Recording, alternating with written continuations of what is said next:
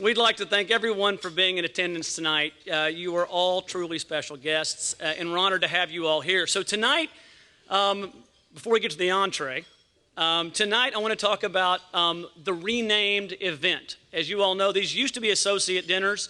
We wanted to expand and make two changes, and they're much in the same vein. The idea of bringing in thought leaders and scholars and activists and many others who share their expertise with us. But in doing this, we also wanted to increase the number of individuals that could be invited to this. And we also said, how can we tie these dinners into key strategic areas for the university? This idea that we could take areas of specific import to the institution, areas that are strategically important, and bring those to you. And the goal also, and this is a trial tonight, we'll see how you do, and if your work on the applause was any indicator, this could be a first and last. But what we're going to do today is have table leaders that during the course, during the second course, during dinner tonight, will lead discussions that pertain to topics, the topics being discussed here. The idea is that this intellectual exercise should not be one-way communication, but at the tables you're thinking about it and challenging each other and providing ideas for the greater good. And so that brings us to tonight. When we talked about what should the first evening event we have like this be focused around, it brought me really to the interview I had with the board, not the first one where I didn't win. Right, I know. Let's just get it out there, okay? It's better to deal with this as a group. But the second one, and one of the questions asked of me was, are we in crisis? And I think the answer they were looking for is that there might be a financial crisis. And my response, which didn't do a very good job of vote counting, but what was absolutely honest, was, you know what, over the course of the last year, a lot of tough decisions were made, so we're not in financial crisis. As long as we stick to our game plan, as long as we're disciplined and focused on our mission, I don't believe there is a crisis around the financial piece, and I maintain that today. I did say there is a crisis, and that crisis is around diversity and inclusion, specifically around race and ethnicity. And the problem is not just specific to us as a campus, but it is something that is embedded, and it's something that's growing as well. Now, I didn't give this long of an answer because it was really, really late at night, actually early in the morning, when we had this conversation. As we talked about it, the discussion was, what is really going on around race and ethnicity? What is really going on around diversity and inclusion? And obviously, we just had an incident last night for which there is no excuse. But the reality is we exist in a larger context, right? We are representative of larger society. And we can either reflect it or we can be better than it. But to make any improvements at all, we have to be honest, and we have to be clear-eyed, and we have to be bold. And part of that honesty is realizing how it can tear at the fabric, not just of an institution, but at the heart of a society itself. And there's a longer speech which I will not burden you with here, unless you refuse to acknowledge it, in which case I'll just start doing it, because I've got this mic, and I sort of enjoy it. But when we think about what tears at a society, one of the things I look at, right, is the course of history, of course, which you'll hear about tonight. Right, this discussion, right, the quote from Dr. Martin Luther King, right, the arc of the moral universe is long, but it bends towards justice. It is long. Right? And our history in America around race and inclusion is one for which we should be honest. Otherwise, we cannot go forward. And that arc is very long. And if you look at what's taking place in this country right now, I believe it's a crisis. Right? When we look at what is going on across the world right now, what are we seeing? We're seeing democracies die. And there's a work a colleague referred to me, which was just that, how democracies die. And it's not usually by military junta. It's not by military coup where one day you go from a democracy and the next day the military comes in and a totalitarian regime takes over. The way it works today is you destroy democracies from the inside. And I don't think the 2016 election and the use of trolls was about necessarily. To me, the bigger story isn't which candidate they were trying to support, but the tactics that were being used. And the tactics are simple, and the playbook is simple. Take the differences of people, play upon the fears of people, play upon change that creates fear, and then take people and make them hate each other. That's the playbook. Whenever Mussolini was asked, how do you take over a government? His answer was, it's like taking care of a chicken, right? You pluck it one feather at a time. And the way you take out democracies, right? We're the oldest continuing democracy, and we aren't that old. And there are democracies dying around the world right now. And the way you do that is you find out what people most fear, and then you take differences, and you have them prey upon each other. And so when we talk about where is there a crisis, I believe it is a national issue. I believe when we talk about what is the one thing all of our students have in common, whether they're in architecture or whether they're in zoology, the one thing all of our students have in common is that they are leaders. They're among the privileged few, from a percentile basis, that have a true formal education. And they will go on to lead regardless of their discipline. And so while they're here, the most important thing we can communicate is the value of understanding others. Is the value of understanding that our differences, if they are left, can divide us and destroy us. But if we're conscious about it, if we're purposeful about it, if we recognize it, it makes us so much stronger. And so that's the battle, right? The battle is against ignorance, right? It is up to us. It is up to those students that are coming through these halls to help lead our society and to make sure that we say, and I've made it certainly our top priority, that if we do not get race, if we do not get diversity, if we do not get inclusion right, nothing else matters. It will rip the heart out of our democracy. And so as we stand here, when we talk about what are those issues that are important to this university, I say in every venue I go to, the top priority we have is to make sure that we are real and honest and purposeful about diversity and inclusion. And when I started, I came in here and I said, this is the top priority, and I want to have a big event. I want to make sure we have, on the first day of classes, our students are welcomed by a big event, and that they know exactly where our values are. And Vice President Jane Arungu and Vice President David Surratt, if they're here, turned to me and said, you can't do that just yet. You all see Jane? We didn't even recognize her formally, and she stood up. She deserves, and David deserved the credit. They came to me and said, it's too early. You can't just put a program together. You have to actually build a structure that is real and meaningful and create systemic change in a way that is focused and purposeful. And so over the last 4 months, we set out. And with their leadership and with the help of all of those in the colleges that are doing this, we made a great deal of changes. We took what was a 500-page plan, brought it into an executive summary, put down a phase 1 and a phase 2 in a very clear way based upon objective standards. We elevated the role, my first day, to executive officer for our chief, and we called it what it is. Not university community, but the VP for Diversity and Inclusion. We gave her real authority to make sure within each of the colleges she could have direct supervision and authority in a shared way in each of the colleges, because we can't just talk about it. We have to put the plan in place. The very first summit we held was this summer in Boyd House, the first time we opened the house, and it was over diversity and inclusion. We took the space that was located off campus and brought it to the center of campus, because diversity and inclusion is not something relegated to the outer edges of campus, but it needs to be in the heart of campus in a very clear way. We've got a website that launches in the next couple of days that includes all of this. We launched a campaign, instead of sitting back and saying who we're not, that we're not this act of racism, we're not this particular incident. We have to say who we are.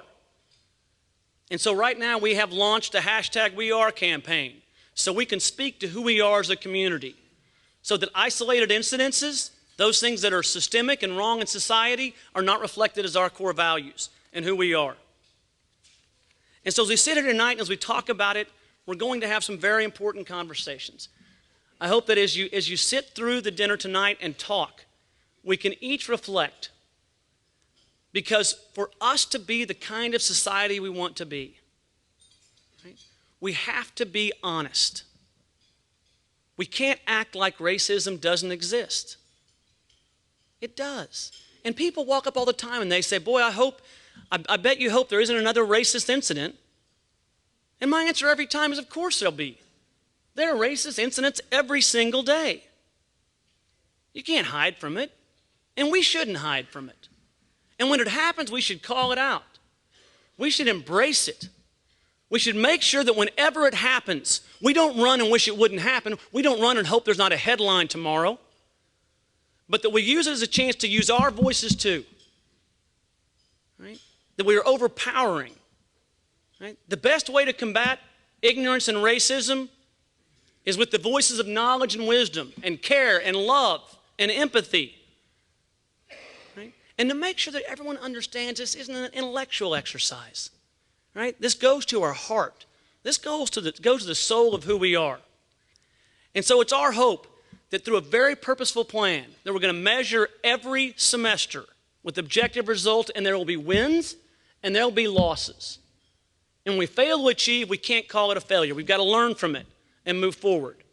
And so it's nights like these when we have icons that are with us and among us. That's what we have. I was sitting back this weekend thinking about, how busy I was. And then I pulled up and read, this is correct, I read the oral history of George Henderson. And I'll introduce him after dinner. But I sat back and I read that history, and I reflected on Ada Lois Scipio Fisher's life. And I reflected on the struggles that take place in very real ways. And I realized it's all of our obligation, right? We are the absolute beneficiaries. And I try and tell our students every day, our students that are leaders, that leadership comes with so many benefits. And we are all beneficiaries of this. Everyone in this room, right? We're the lucky ones, right? But with that luck, like everything in life, there is a benefit and there is a burden. There's an opportunity and there's an obligation. And I am absolutely confident that we are going to take on this idea of racism, injustice, failures of diversity and inclusion from all of its categories, right? And that arc is long, right? But we are going to shove it in the corner where it belongs, and until it's exterminated, we will shine a light on that. And it will come from leaders like the people in this room. And so it is a terrific honor to be here. And it is an absolute privilege to be in the company of civil rights leaders and the families that have helped lead us to the point we are today. And so to all of you, I say thank you for being here. Thank you for caring and being a part of the intellectual and collective emotional life of the university. These evenings are important. We need to gather, and we need to be thinking about important issues. So I will sit down. You're wondering when it would happen. By the way, my comments were exactly one page. I will sit down. And what I ask is that we enjoy the food, enjoy each other's company, and share our thinking and thoughts on this topic. Thank you all.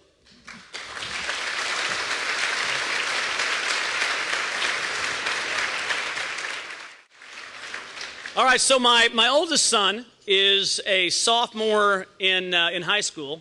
You probably care a lot about that. And 2 years ago, he came home from middle school. And I don't know about any of you all that have had middle schoolers or have one, but they aren't really like conversation machines. And the only time he has come to me during middle school, the only time he came to me during middle school and talked about what happened at school that didn't involve, that was actually curricular. He came to me and said, "Dad, we had a speaker today, and he is a hero." And he walked me through what this individual had done, and I recognized almost immediately the person about whom he was speaking. But I let him go ahead and walk through it, and I wanted to hear his version of this hero. Plus, I liked hearing words out of his mouth that weren't, "Can I have some money?" And as he walked through it, he told me about a man that was a professor that had been a part of the civil rights movement, that had worked alongside Malcolm X and Dr. Martin Luther King Jr., that had come to Norman, Oklahoma, after having, as a child, had to flee the threat of being lynched with his family in the South because his father refused to yield on a boardwalk on a muddy day to a white person. And he told me about a person that came in and made a fundamental difference in civil rights, that had lots of options and decided and chose between philosophies around civil rights and ultimately followed the path of Dr. Martin Luther King, that came to Norman, was the third African-American professor to come to Oklahoma, to the University of Oklahoma, and the first African-American to own a home in Norman whenever he came, and only after being refused on the first 2 times. And I knew who he was speaking about. And so yesterday, I sat down after church and I began to read the oral history, as I referenced earlier, of this man. It's about 49 pages long. And I read through it, and it made everything in my life seem a whole lot easier. And it gave me a lot of purpose. And in the course of this, there was one part in the oral history where he felt like he might be killed for what he had said down in southeast Oklahoma. He was being followed and wasn't sure who it was. And during that moment in time, he said to myself, I could be killed, but this is worth being killed over. I care enough about the advancement of civil rights that if I die, that's fine. And he came on to love OU. And time after time, he and his wife Barbara had in their homes those that no one else would take, that no one else would make part of their family. And the Hendersons made them a part of their family. And they built a culture and a community that has enriched the state of Oklahoma and the nation. It is stories like his and his wife Barbara's that have changed the face of this country in a way fundamentally for the better. He is a terrific scholar. He has written 34 books and published over 50 articles. Today, at noon today, in a ceremony that would have been a whole lot bigger, but he asked for it to be small, the Western History Collection at the university received his papers, and with it, an important part of our collective history. There are a few people in this world that I regard as my heroes, and my son and I share one, and that is Dr. George Henderson. Please welcome him.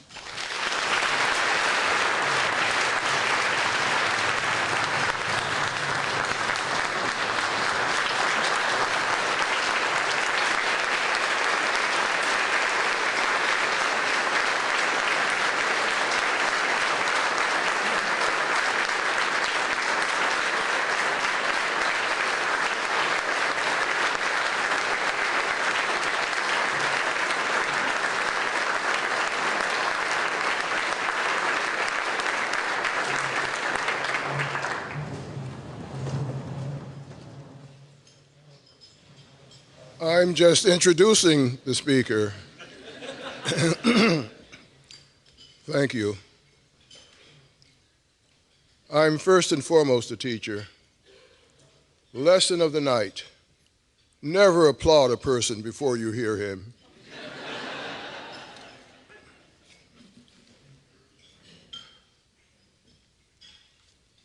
A long time ago,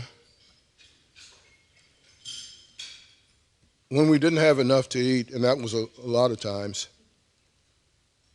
to be honest, there were some times in which I wished I would die. And I didn't. And somehow in my mind I said, it's not time. When I came to the University of Oklahoma, I was going to stay for 2 or 3 years. That was 52 years ago.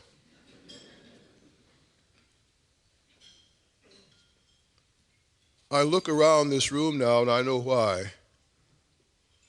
My Creator said, I'll let you know when it's time. If you'll just bear with me for just this one moment. We talk about diversity and inclusion, and we rarely live it. The Hendersons have lived it here in Norman, in the least likely place, sundown town.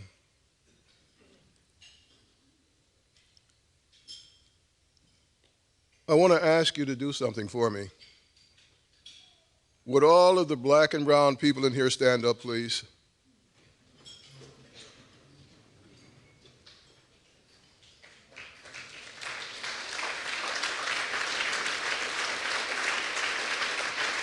Thank you. That's what I live for. To see this place have this kind of representation. And now I can go. President Harris, Mrs. Cheryl Brown Henderson, and no, we're not related. But maybe we are. You know, the Hendersons had a lot of us running around. Okay? Let's check it. Check it. Okay. I won't tell if you don't tell. Distinguished guests, it is my distinct honor and privilege and pleasure to share with you my thoughts about Ada Lois Cypriel Fisher, not in the way that you think I will, because Bruce and Cheryl are going to do that in another part of the program. I'm going to talk about Ada Lois and what she has meant for someone like me. I shouldn't be here. I should not be here. I should not have stayed here. I should not have come here. I should have not existed here. And if I had wanted to come here in 1948, the Supreme Court would have just ruled, would it not,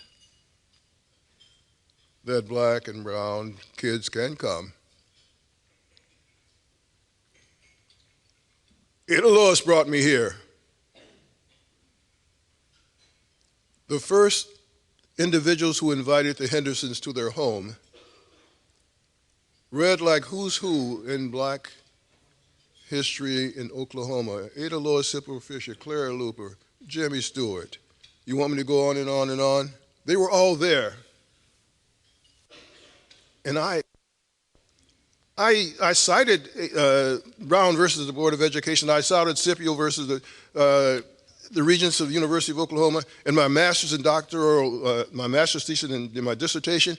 They were just footnotes. So I'm having a meeting in Oklahoma City, 1967, invited as a welcome from the black community. Had this wonderful conversation all night with this very, very erudite, refined lady, and Barbara kept checking us out. And it was time for us to take a break. And someone said, Ada Lois, will you share Dr. Henderson with us? And I didn't think of it. I said, Ada Lois, Ada Lois. And someone said, Ada Lois Fisher. Whoa, my footnote. That night she said something to me that I will never forget.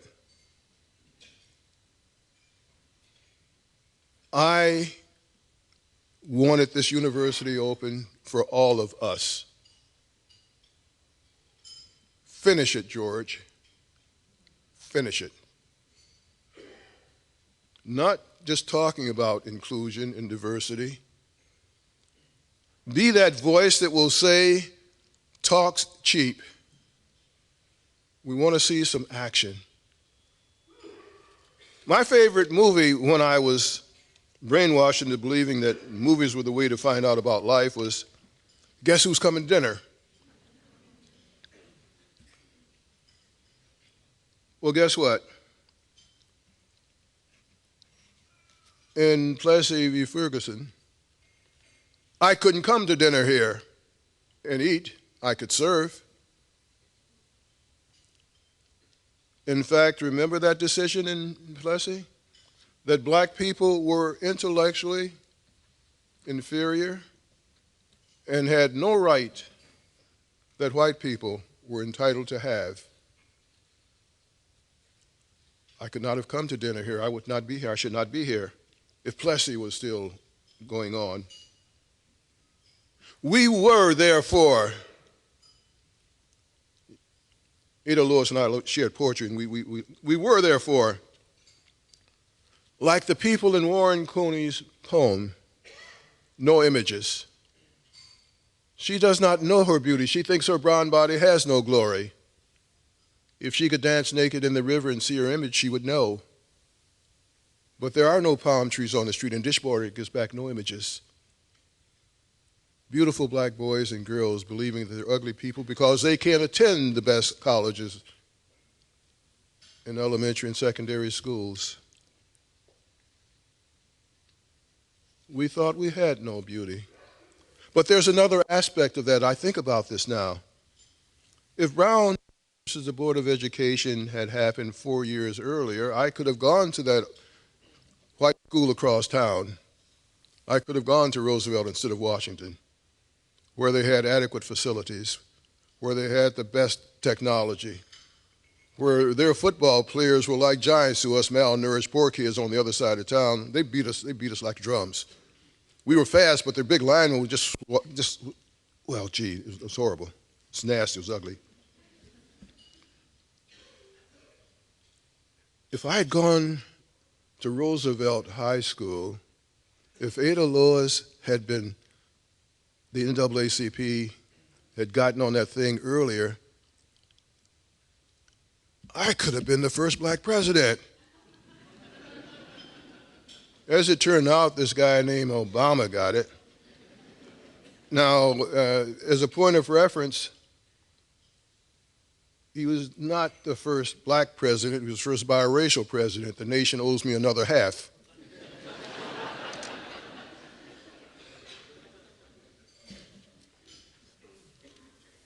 I cannot imagine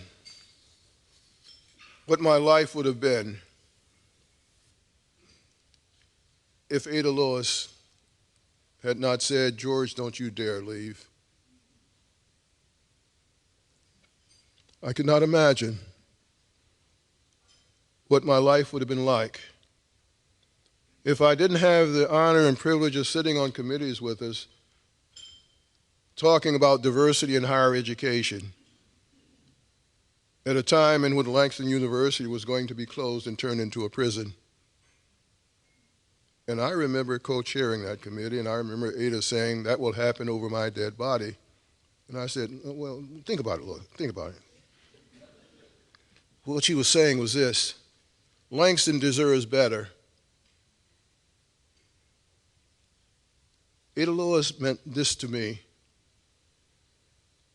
She reminded me in ways that I just realized tonight talking with Bruce. My heroes have always been black females. We males have always been on the stage like I am now, taking the bows and getting the certificates and the credits. Ada Lois was one of those unsung heroes. Lord knows she deserved more. But you know the truth of the matter? She got everything she wanted when the court case was settled. She got more than she thought she was going to get. So we come to this Oklahoma situation. Brown versus the Board of Education was built on. It was built on the Oklahoma case. It was a foundation. If the kids could come, then surely they could come after they could go to college. If they can go to college, then by the time that you get to the children in Brown, well, why can't you also have faculty in elementary, secondary, and college? So I belong here now. So the movie is, guess who came to dinner and stayed? Oh, did we stay? Two strong women in my life, Ada Lois Scipio Fisher and Claire Looper. We never knew which one was going to call me at 2 or 3 o'clock in the morning with an idea or a request, which was a demand, to participate in this or that. They watched over this university in ways that you will never know. "Don't you leave, George," she said. "Don't you quit on them, too. Speak your truth. After all, you told us that there were only 13 black educational sociologists in the United States when you came here. You told us that you could have gone almost anywhere. Don't you leave us now. Speak your truth, and if in fact you can't then tolerate what's happening, then leave. But speak your truth first. So I did. Barbara and I did. Ada Lois meant something else. Ada Lois put your case in perspective for me. We did it backwards. We should have started in elementary and secondary and then college. But it worked out fine in the end, like a good movie will.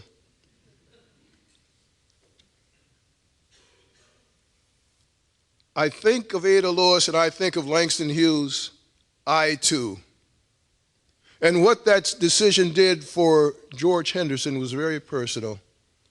Because I was a person that Ada Lois didn't know it, was part of the subject that would allow Langston Hughes to write this about a man or a person like me. I too sing America. They send me to the kitchen to eat when company comes by, laugh and eat well and grow strong. Tomorrow I'll be at the table when company comes. And nobody will dare say to me in the kitchen then, besides they'll see how beautiful I am and be ashamed. I too am America. The two decisions allowed me to say loud and clear, I too am America. I could not have been able to say that here without those two decisions. It's like this with them. Members of my family came, and all that the little children wanted, and the Brown case was the father wanted and parents wanted, was a good education. My children got it here. Truth be told, without the Brown case, but without the Scipio Fisher case before the Brown case, I would not be here. And my children would not have had this experience. My children were born in Detroit, one in Hamtramck, a little suburb. And we brought them to Oklahoma, and they got their schooling here. They got a chance to live what those court cases said our children have a right to live. And what Martin said, to go to school with little brown girls and little black girls and little white girls together and play together. My kids did the playing, they did the learning, they did all the things that kids do together. They grew up together.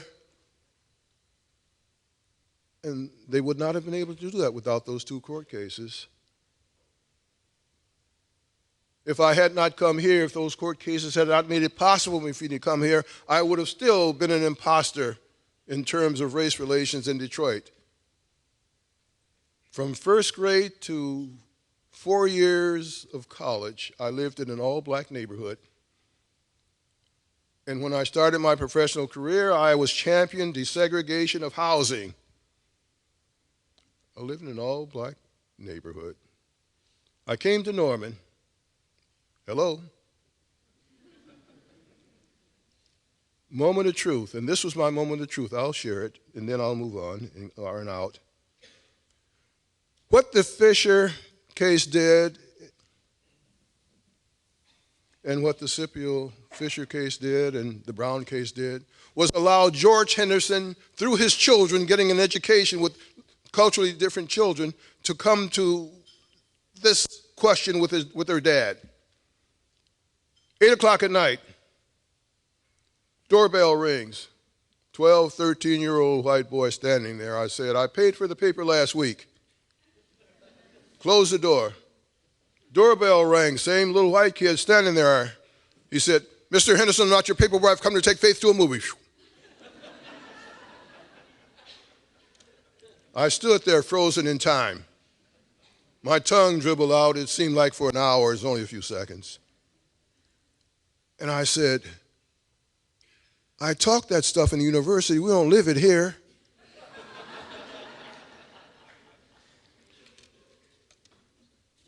My wife, Barbara, did something after she chose me. I lie to myself and say that I chose her. She chose me. She had 17 choices, and I had none. She said, wherever we are is home. And home is where our neighbors are also part of it. You're part of the civil rights movement. So Faith Elaine talked to her mother, and her mother called the family meeting around the dining room table. Faith said, "Dad, why do you behave so badly when our white classmates come and either to play and study or just do what kids do? You, of all people, who taught us not to judge a person by the color of their skin, but by the quality of their character, why do you behave so badly? Didn't you believe that stuff that you taught us?"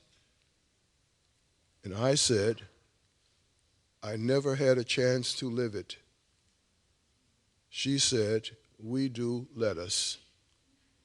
Those two court cases made an honest professor out of me.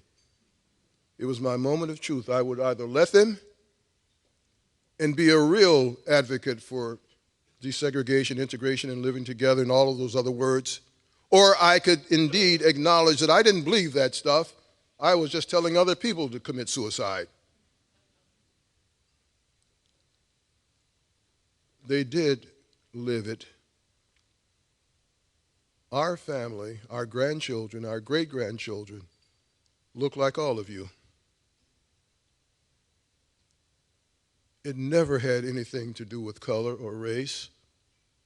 It had everything to do with opportunities to live and to love and survive as human beings. Those two court cases allowed George Henderson to put up or shut up. It allowed my children to live that life that surely the individuals in those court cases wanted to see happen. And Lord, did they happen.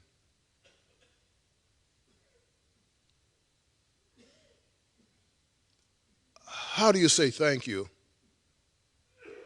How do you say thank you to very brave, very courageous children, most of them being little girls and later women?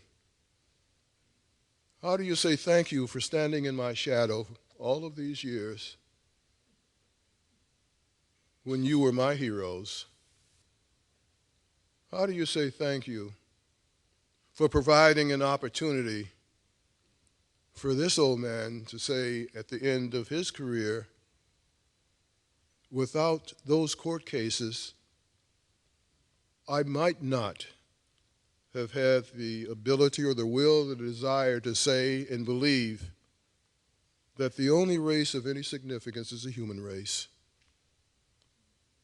My children taught me that. My grandchildren live that.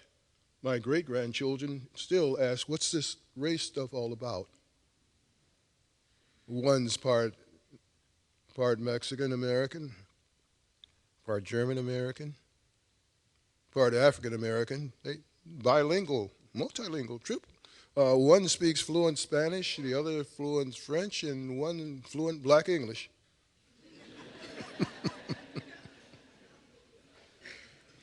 Those court cases allowed my kids to do it that way. Seriously.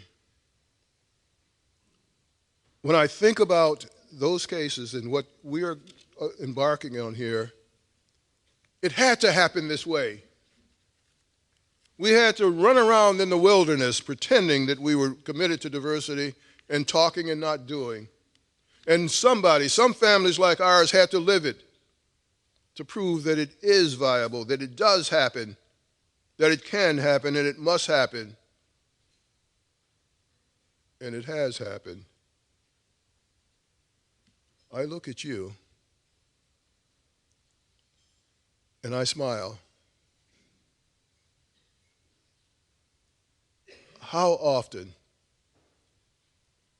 can a kid from sharecropper parents who started his education in special education, labeled educationally retarded, who had only one book in his house, and that was the Bible, who wrote his first book when his mother requested a 5-page story, and I couldn't read, but I put words together, and the book always was different when I read it to my mother.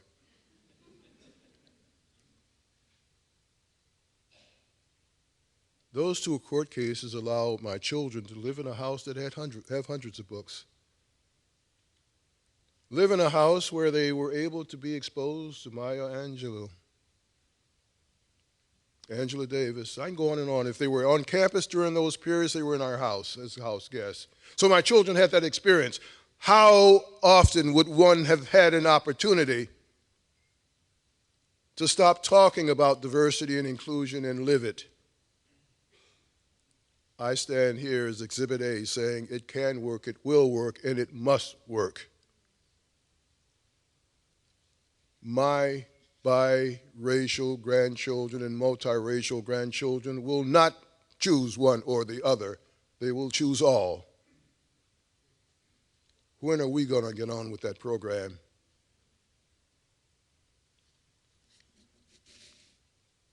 Tonight's guest is one of those beautiful people. And let me just say a few things about her.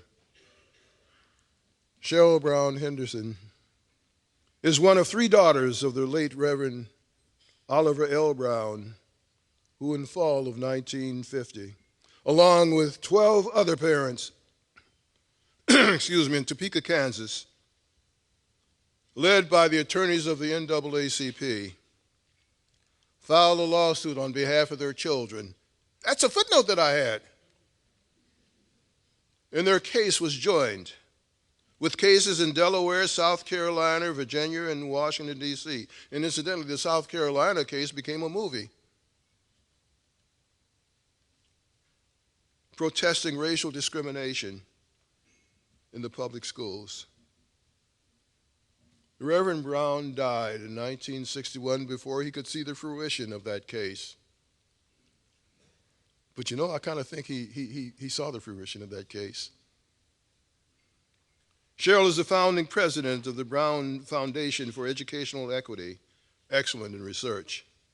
She is also owner of Brown & Associates, an education consulting firm.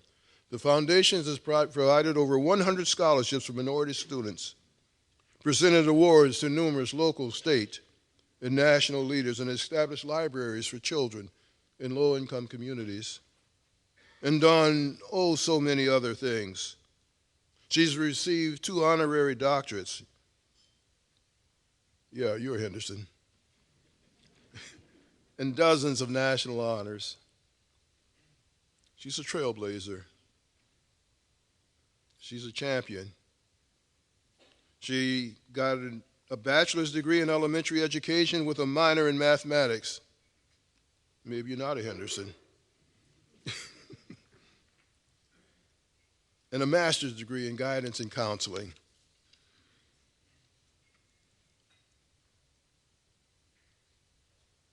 That child, those children, have grown to represent what people like me say thank you to and for. I never thought I'd have an opportunity to do it personally. Thank you and your sisters and the others.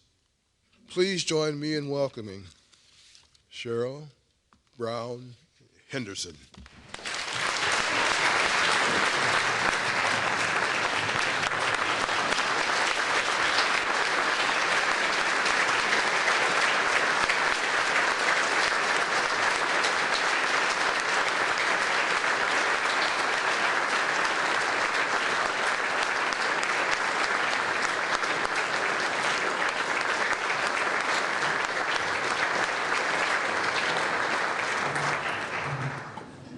Well, that was inspiring. I tell you, between Dr. Harris, if I pronounce it right, and Dr. Henderson, I think we can have our dessert and head home. Been quite an evening. I first want to say how honored I am to meet the daughter and son and grandson of Ada Scipio Fisher. It's almost like you, people you never thought you would have an opportunity to meet. So I think let's give them another round of applause for being here, for the trail that their mother and grandmother blazed for all of us. It's amazing. The one thing I thought about in listening to Dr. Henderson and reading about your mom and your grandmother was self-determination. You know, a lot of what happened to African Americans during that period in our history, you know, was intended to break spirits, intended to intimidate, intended to create a sense that perhaps this really was not the place for us and that we would never be fully recognized and we would never fully realize our potential. So I think about self-determination, and even today for the students that are here, you know, that's what makes the difference. You have to be determined, something in you to make that change, to make that happen. So I really, hats off to you. And reading about her, the thing that struck me in the way of self-determination was, you know, going to class where you were seated behind a row of empty desks. You know, eating in a situation where you were roped off from other people and an armed guard standing there to make sure, you know, there was no integration going on while you were having your lunch. And have students that were white, when the guards weren't there, slipping under the rope to eat with your mom and your grandmother. Just a little bit of what I've been able to read about her. I want to learn more now that I've met you. You know, history is vast, and there's a lot of it that all of us need to know about to help us chart a path for our lives. Well, let me say, too, that I am happy to be this close to my home state of Kansas. Yes, people always laugh at that, don't they? And the thing about it is, I moved to Florida recently, but a couple of years ago, to get out of the snow and ice. And I thought, well, I'm coming to Oklahoma. I'll be right next door to my home state. I absolutely love being from Kansas, if you could imagine that. And I don't need therapy. And if I had my weather forecasting Sharpie, I'd draw a circle around Kansas. But I'm glad to be here. Also, I have to warn you because the room is beautifully packed with people.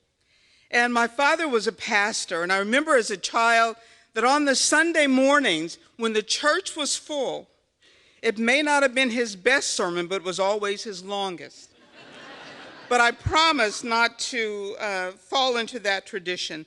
Well, let me start sort of as Dr. Henderson did in sharing a quote, excerpts from James Baldwin, because it reminds me how, you know, history is something we all think, we read it. It sits on a shelf someplace. But history is not something merely to be read, and it really isn't just talking about the past. History is something that lives within each of us, and it unconsciously impacts everything we do. You know, I think that statement by James Baldwin is an analysis for the backdrop of what we're experiencing today. You know, the reemergence of attitudes about women, people of color, power, and privilege come from the historic belief that people carry within them.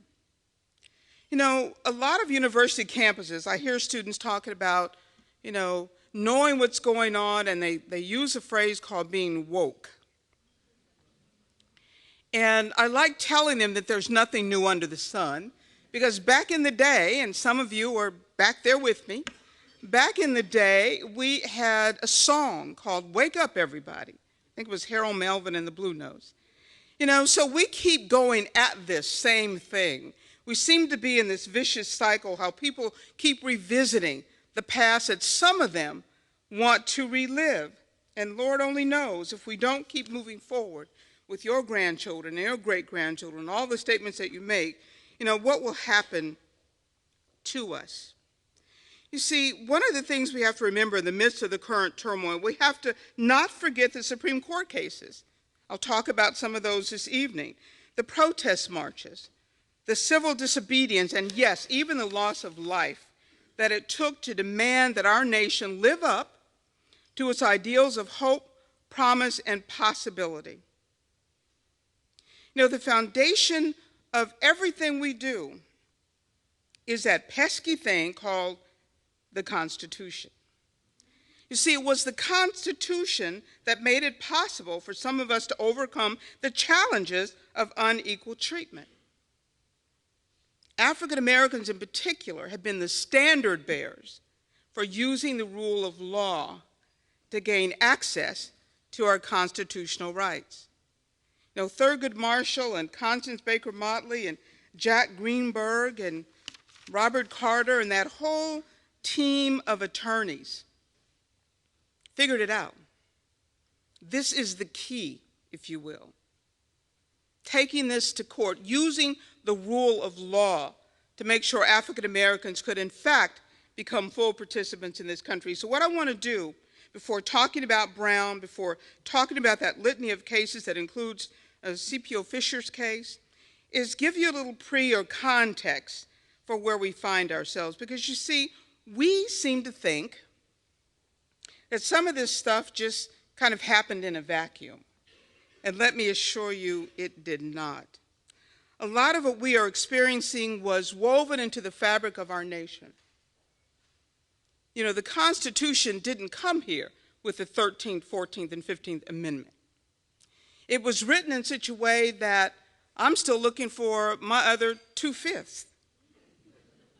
You know, it was written in such a way that people that were native to this land had no recognition in terms of representation or acknowledgement as citizens of this country. But see, from very early on, we're taught to pledge allegiance to the flag. But what our country has never realized is that allegiance goes both ways. And there has been little allegiance shown to women, to people of color, and to other disenfranchised groups in our country. We've had to demand allegiance. You know, I look at the recent marches, the Women's March in 2016, Black Lives Matter, the March Against Gun Violence and mass shootings. That's how you demand allegiance of your country. You know, you can't sit here and expect everything to be okay. Being a United States citizen is not a spectator sport, y'all. It's something you have to be mindful of, connected to, plugged in. At our table, we talked about some of this. And Ada Scipio Fisher's grandson talked about in the military how he traveled the world. And he was so surprised at how many countries knew more about our government and how it functioned than we do ourselves. Because we are spectators when we should be fully engaged in what's happening here. Because I'm telling you, years ago, I went to St. Louis and there was a lot of flooding going on, and I use this as an example of how you can go to bed and just believing I'm a U.S. citizen, I'm going to wake up tomorrow, I'm going to have the same rights and privileges I went to bed with, and that's not necessarily so. Because Congress stays up really, really late when it's under the gun to get something done. And that something they get done in the dead of night may not be something that benefits you. But the example I give people is I got to St. Louis and they said to stay out by the airport because it had been raining and flooding downtown. So I checked into the Hampton Inn. Went to bed that night, never left my bed, never left the hotel. I woke up the next morning, went down to check out, and I was in the Drury Inn. Because the hotel had been sold, and it just so happened the sign went up that next morning. So to me, it's the same thing. You know, don't get complacent.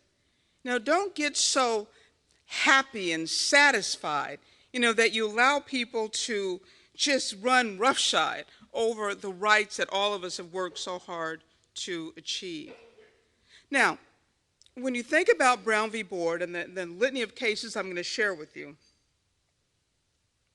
I always tell people that before you can make the change that we've been talking about this evening, you have to accept the fact that we the people was never originally intended to mean we the people of color, or we the women, or we the children, or we the disabled, or we the LGBTQ community. It wasn't.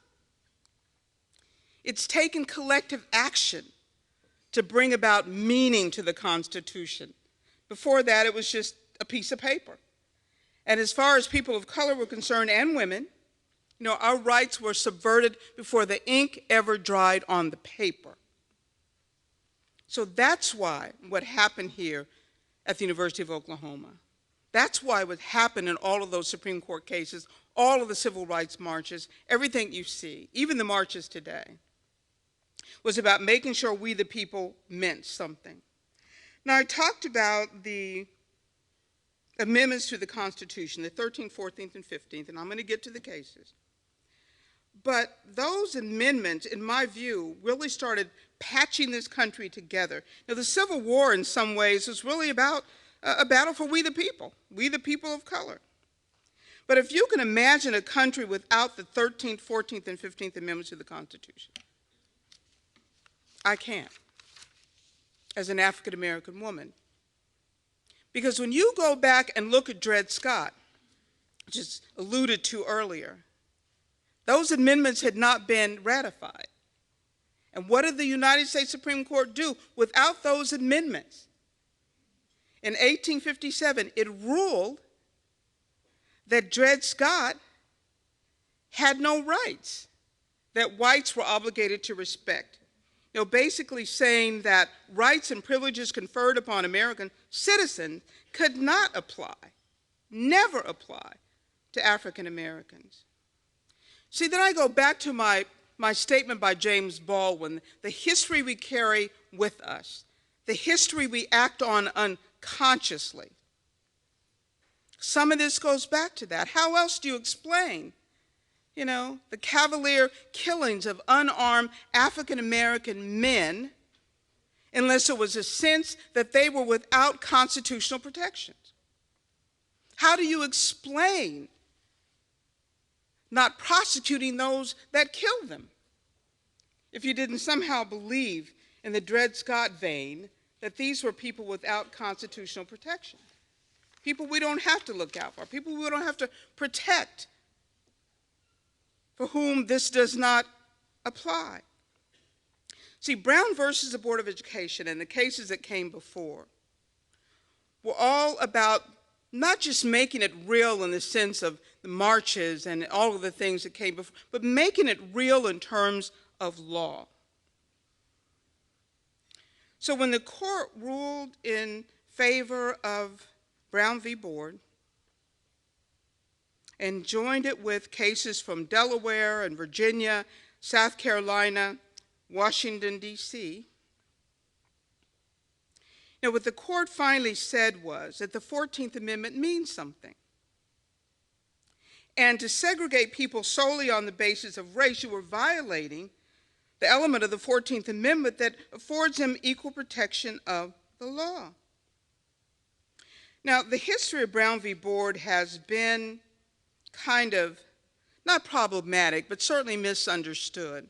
And I know there are attorneys in the room. How many? Don't be ashamed. Okay. Now, I ask you because the one thing in growing up in this bubble of Brown, if you will, because it's all I've known, and I remember traveling the country during the 50th anniversary, and people would say, how does it feel? All this activity around Brown v. Board. And my response, although not flippant, it was serious, I don't know. Because by the time I was born, my father had already become part of the case. So I grew up knowing only Brown v. Board. However, I didn't know Brown v. Board. So as I became an adult and started to study it, I realized that for attorneys out there, those four little letters, ETAL, bad news. Because it erases so many people. And in the case of Brown v. Board, is Oliver L. Brown et al. Versus the Board of Topeka, Kansas et al. There are hundreds of people within those four little letters. And I'm pleased to say we have a book out now at brownvboard.org allowing some of those people to have a voice so you could see them. It's a collection of essays written by them. So many of those et als sacrificed so greatly. Homes burned, churches burned, jobs lost, life lost. We didn't have that experience in Kansas. So the reason I think you should go ahead and not waste, but use the paper. Write everybody's name down. Because the et al. Really does, it does a disservice, I think, to us in our learning and certainly to those that stood with the NAACP in the case of Brown versus the Board of Education. Well, let me tell you how Brown happened. You see, a lot of people are under the impression that my father, Oliver Brown, who at the time was only 32, my mom was 29, that somehow, he decided that he'd had enough. Now, the internet is not our friend when it comes to Brown v. Board, because most of the websites, I don't know where they come up with some of those stories. But Brown v. Board was an NAACP campaign that had been going on for a long time. And as I mentioned earlier about how proud I am to be a Kansan, there were 11 school desegregation cases in Kansas before Brown. 3 other cases even in Topeka. So beginning in 1881, the first case in Kansas. In 1949, the last case before Brown in 1950 to 54. So African Americans who came to Kansas after the Civil War came with the understanding that they would have certain freedoms. They could own land. We lived in an integrated neighborhood. My father belonged to a union, working for the Santa Fe Railroad eventually. Our church had a white assistant pastor when Dad became a pastor, an AME church, if you could imagine that, African Methodist Episcopal, for those that don't speak church. But we were always in this crucible of contradictions. In Kansas, it was only elementary schools that were segregated by law. Those early cases, a lot of them were successful in state Supreme Court because they were illegally segregating if you were a city of less than 15,000. If you were not a first-class city, you could not segregate. So my mom and my sisters and everyone went to integrated junior highs and integrated high schools.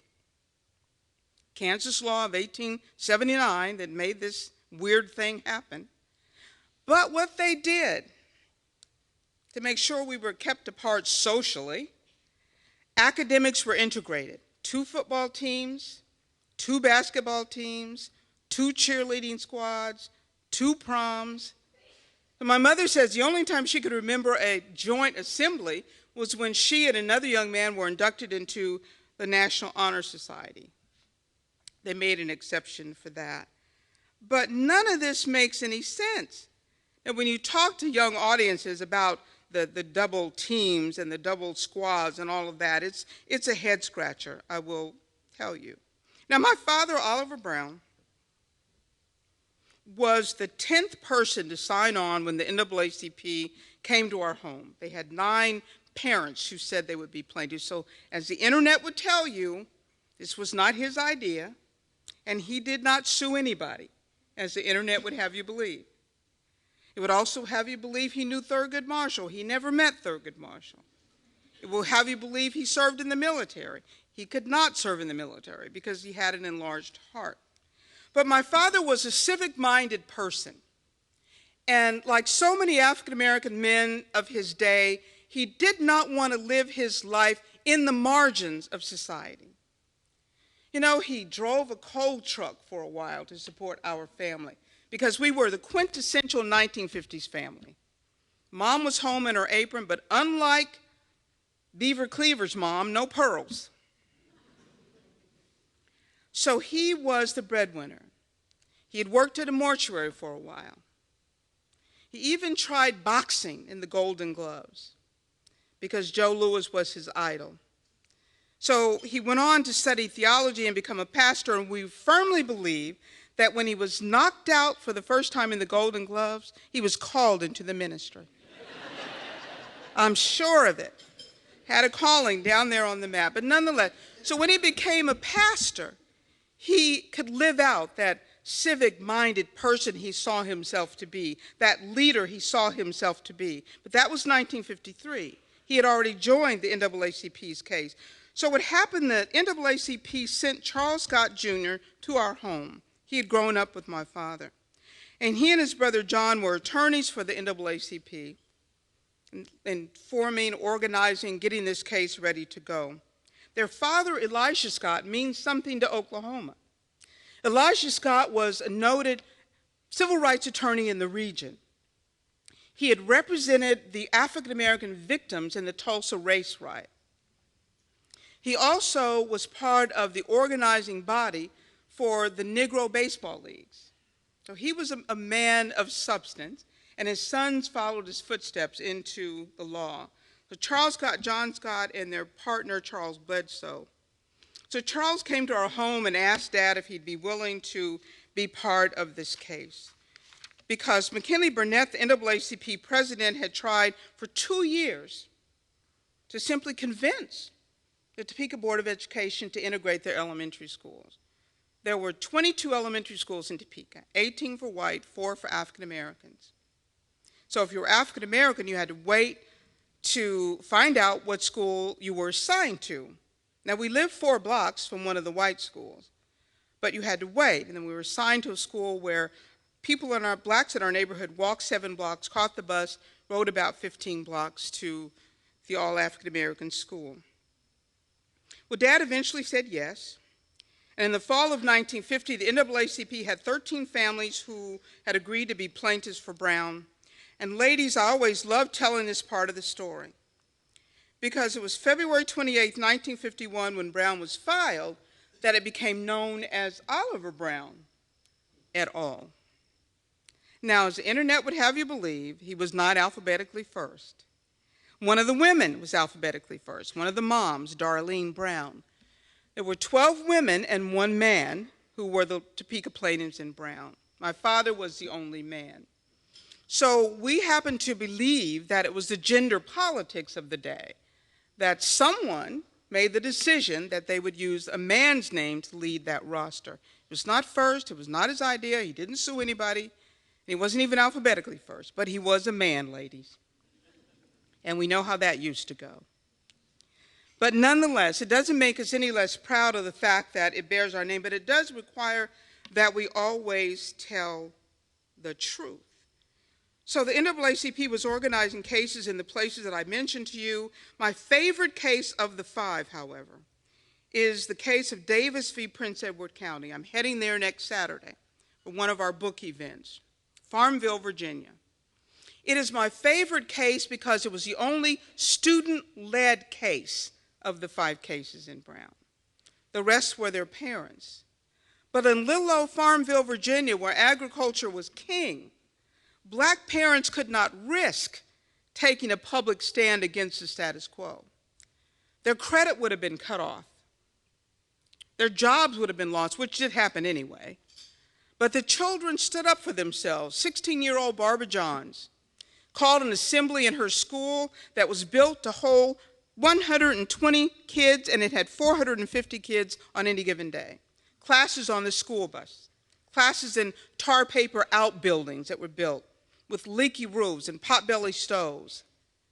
Textbooks handed down from the white school that had some empty classrooms, by the way. Pages torn out, racial slurs written in the book, football equipment handed down. So Barbara said, I've had enough.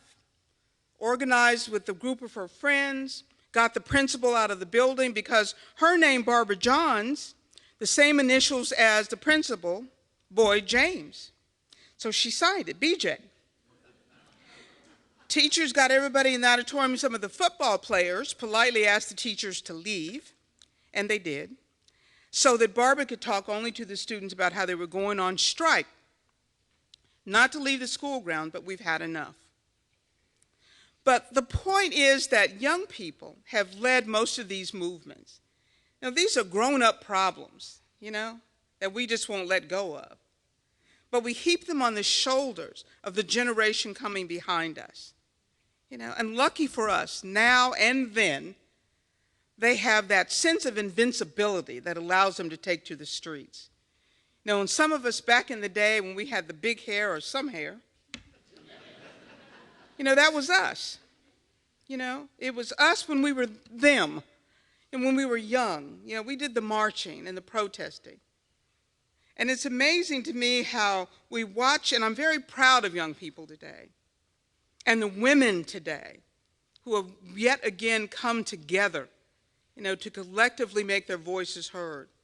make the political will understood. But I used to say back in the 80s when I was doing women's work, I was part of a women's organization, that, even though we were all women, even among women, race became a wedge issue. And I know for a lot of the white women during that movement who wanted to be able to work outside their home and equal pay, which we jokingly still haven't received. I used to say that African American women, many of them were working. So when people were out there burning their bras, my comment was, well, black women are working too hard to buy that bra than to turn around and burn it. So we did have some differences even among the women's movement. But you see, the NAACP understood one of their overarching missions as a new organization was the 14th Amendment to the Constitution, because they knew that amendment afforded citizenship to the formerly enslaved people of African descent. Equal protection clause. Yes, the 13th Amendment outlawed slavery. We're happy about that. 15th Amendment for African American men to vote, although we knew sheer intimidation kept that from happening. But that 14th Amendment had power. It had meaning. It could be used. So the NAACP started out with higher education cases. The chronology of cases were Murray v. Pearson, University of Maryland. So when Thurgood Marshall graduated from Howard Law School, and that was the first case that he was part of with the NAACP, good and well he took great pleasure, because it was the University of Maryland that had denied him the opportunity, and he won against them. So University of Maryland, Murray v. Pearson, Gaines v. Missouri Law School, Scipio v. Oklahoma Law, Sweat v. Painter, University of Texas Law, McLaurin, Oklahoma, this was the College of Education, and then Brown v. Board. See, without those cases, just like without those amendments, where would we be? So on May 17th, 1954, at 12:52 p.m., Chief Justice Earl Warren announced to the United States that the Supreme Court had come to a unanimous decision. That's rare, unanimous decision. Eisenhower supposedly was kind of surprised that Earl Warren had worked so hard, lobbied every justice to make it unanimous, because Earl Warren had been the governor of California and presided over the internment of Japanese. So he had no reason to think Earl Warren would be that kind of civil rights champion. But I will say, which gives me hope, that justices on the Supreme Court have in the past, and I hope will continue, to function purely in the name of law and interpreting the Constitution. We are all fearful, and I know it's true, that the court will become politicized, and we better hope that doesn't happen. So a unanimous, now this is my point before I close here, is that when Earl Warren announced their opinion to the country, I wish he had chosen another part of the 14-page opinion, because we all know that pronouncement: in the field of public education, the doctrine of separate but equal has no place, la, la, la. A more compelling part of the opinion, at least to me, something that validates the importance of education, is this: that today education is the most important function of state and local governments. It is a right that must be provided equally, and no child can expect to succeed in life without the benefit of an education. Education is the foundation of citizenship and our democracy. That's what I wish he'd read. And the reason being is, if we had validated the importance of education, this is why all children need that opportunity equally. We need the same textbooks and the same opportunity. World-class education doesn't mean you give these students a little something over here and somebody else a little different over here. There's no level playing field in that case. He didn't, but it's my choice of what he should have read. Education, I believe, is currency. We talked about, what did we think about OU and all of that at our table. And one thing I should have said, education is currency. You can use it to break the cycle of generational poverty. You can use it for limitless opportunity. You can use it for civil participation, for political accountability. And if you dismiss education, whether it's a college education or vocational education, you care little about the future. Now, I am a proponent of both college and vocational education because, I look around the room and I realize that this beautiful wood floor, the lights that work, the beams that are here, a doctor of philosophy didn't do that.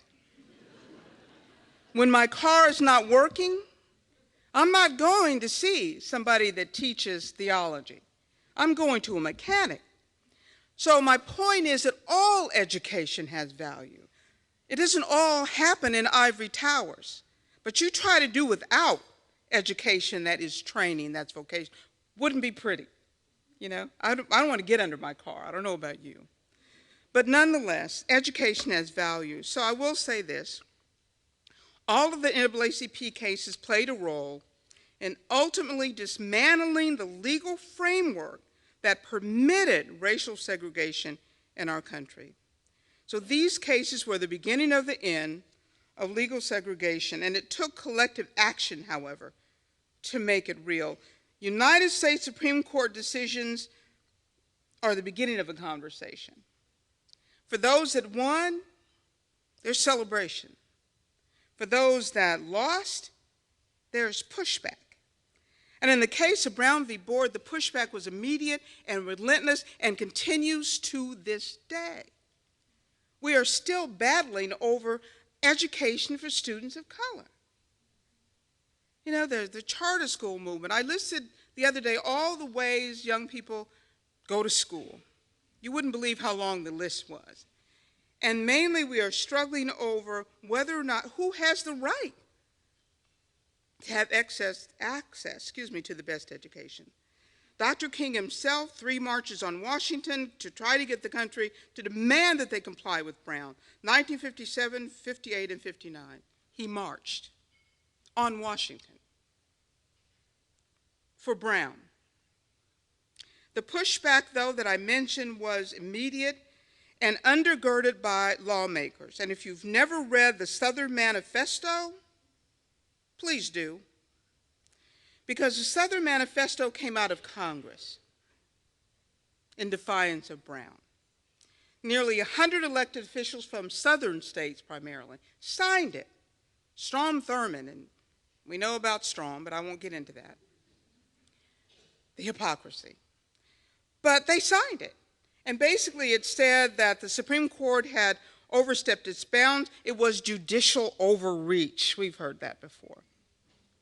And that the South was not unhappy, that the Negroes and the whites in the South had forged an amicable, pleasing, satisfying, workable relationship. And you outside meddlers have come in and brought us this court thing. And then it went on to say, for all of you states in the South that plan to defy, be my guest. We've got your back. So is there any wonder, right after Brown, only about 750 school districts actually desegregated? Now, granted, not the whole country had segregated schools. But that's why when somebody comes to me talking about resegregation, my comment is, you come back to me when you can prove we desegregated in any meaningful way. Then we can talk about resegregation. Now, there's so many things that we take on face value, and that's not one I'm willing. So, in a contemporary sense, the civil rights legislation and everything that came after that, when those laws were on the books and became what managed and controlled our behavior, you can litigate behavior. Bigotry became systemic racism, went underground, became covert. Because it wasn't so popular to burn a cross on my lawn, but I could write a policy. I could do a little something you're not aware of to make sure. So my last example, and I promise I'm going to read my closing statement, when I got ready to go off to college talking about this covert stuff, I got a letter from my university telling me who my roommate was going to be. Fine. August rolled around, I get a different letter, and I have a different roommate. I get to campus that fall. My roommate, the one that ended up being the person, was African American from New Jersey. No problem. But later that first semester, I met Kathy, who was the girl named in the first letter. And Kathy was white. Kathy told me that her parents got a letter that summer too, and it said that her roommate assignment was Cheryl Brown, but it went on to say that Cheryl was a Negro, and it asked Kathy's parents whether or not they wanted her to room with the likes of me. So for those of us that were going to college during the civil rights movement and, the young men protesting the Vietnam War and the Raza and all of the groups that were emerging, I got dressed and went down to talk to the dean of students to tell her what I had learned. I walked in, and she was an older white woman, and I told her I heard an interesting story, and I told her what Kathy told me, and she got very red-faced, sat up straight, shuffled papers on her desk, and got ready to answer me. And I stopped her. I said, "No, you did not do anything wrong. The only mistake you made was not making sure the letter that came to my home didn't tell us that Kathy was white and asked my mother whether or not she wanted me rooming with a white girl." Because I said, if you're going to be stupid, let's be equal with this stupidity, So then I threatened for all 14 of the black students, this is all there were on campus, that we'd come down here and do some marching. But nonetheless, people need to know that you know. So I will say this, that our country is in transition. And it is in transition in understanding the necessity of diversity, our view of public education, our view of the world, our economic well-being, our political system, our society in general. And there's even talk of changing the inscription on the Statue of Liberty to include, bring me your tired, your hungry, your huddled masses yearning to be free, but only from certain countries. Maybe Greenland? Isn't that So I will say this, that the election coming up, staying home is not an option, because the power we seek is our voice, and the change we seek is our vote. Thank you.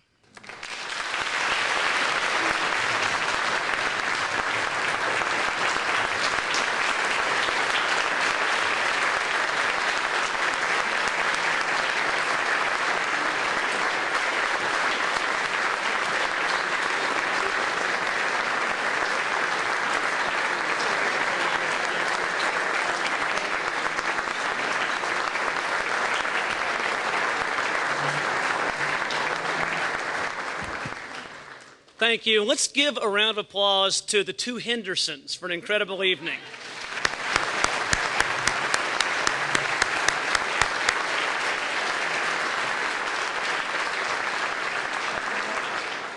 Thank you all for being here. We're going to conclude this evening, as we conclude all of these dinners, with the singing of the alma mater. At this time, I'll invite to you someone the Sooner family knows well, which is Sky Singleton of Norman. She'll lead us in the singing of the OU chant. We know she was named Outstanding Senior when she was here, that she was a Marilyn Horn Award winner and is now pursuing her doctorate in voice. Please welcome Sky Singleton.